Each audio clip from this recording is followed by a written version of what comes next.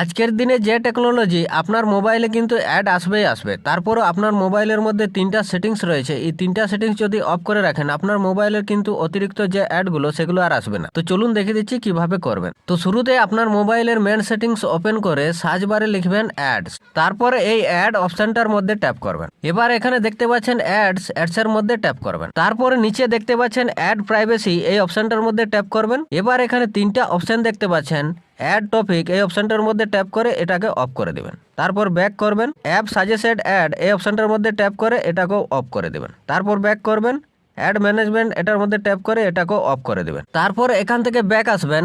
এবার এখান থেকে আপনি অ্যাডভার্টাইজিং আইডি ডিলিট করে দিবেন। তার জন্য ডিলিট অ্যাডভার্টাইজিং আইডির মধ্যে ট্যাপ করে ডিলিট অ্যাডভার্টাইজিং আইডির মধ্যে আবার ট্যাপ করবেন। দিলে আপনার ফোনের অ্যাডভার্টাইজিং আইডি ডিলিট হয়ে যাবে, অতিরিক্ত যে অ্যাডগুলো আছে সেগুলো আসা বন্ধ হয়ে যাবে। ভিডিওটা ভালো লাগলে একটা লাইক করবেন, আরও এরকম ট্যাকটিক্স পেতে চ্যানেলটা সাবস্ক্রাইব করে রাখুন। ধন্যবাদ।